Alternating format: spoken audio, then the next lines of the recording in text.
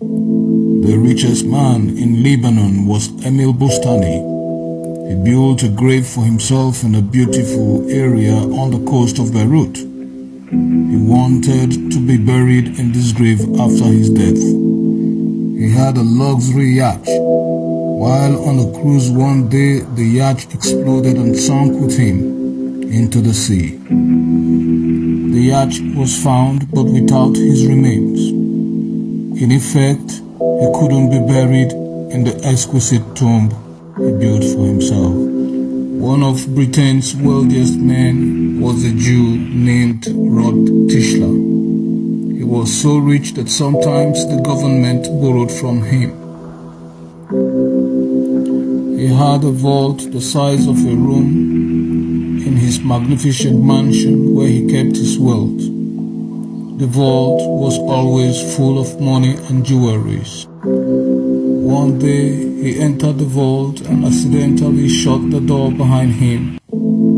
This door could only be opened from the outside and never within.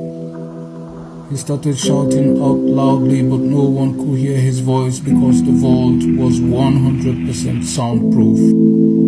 He used to be someone who will be absent from home for weeks without notifying anyone, not even his family members. In effect, no one bothered to search for him when he was missing. They thought he must have traveled as usual.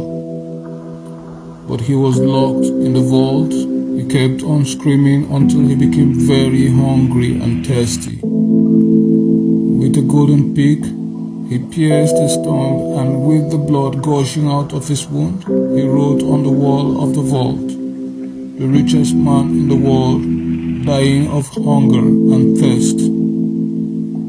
He eventually died, and his body wasn't found out until several weeks later. Never forget that this world is a big accident and no one knows when, how, and where. No matter how rich or wealthy you are, never oppress anyone. It is good to have wealth and to enjoy it, but never forget the saying that pleasure is a shadow and wealth is vanity. Contentment is the only real wealth. He who loses wealth loses much. He who loses a friend loses much, but he who gets lost in wealth loses all.